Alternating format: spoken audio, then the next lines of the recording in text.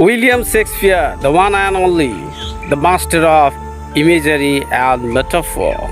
William Shakespeare জগতের বিখ্যাত সাহিত্যিকদের মধ্যে অন্যতম। তার হাতে কলম যেন অন্য রূপ ধারণ করেছে।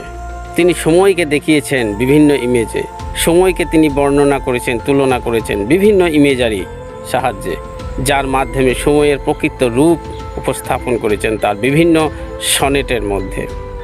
তো এইরকম কিছু কিছু সনেটে তিনি সময়কে তুলনা করেছেন এক ভয়ঙ্কর দানবের সঙ্গে, যে দানব এতই শক্তিশালী, ভয়ঙ্কর, সে সমস্ত জীবকে গিলে গিলে খেয়ে ফেলে। অর্থাৎ দানব এতই ভয়ঙ্কর যে সমস্ত জীবকে গিলে খেয়ে ফেলে। ঠিক সেই রকম সময় এতই ভয়ঙ্কর যে সময় অর্থাৎ কাল, এই কালকে কেউ অতিক্রম করতে পারে না।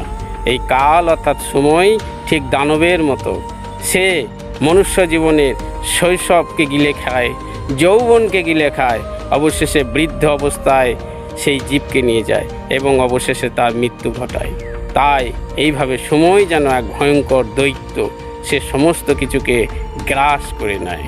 এইভাবে সময়কে তুলনা করা হয়েছে এক ভয়ঙ্কর দানবের সঙ্গে। তো আপনাদের কি মত অবশ্যই কমেন্ট করে জানান।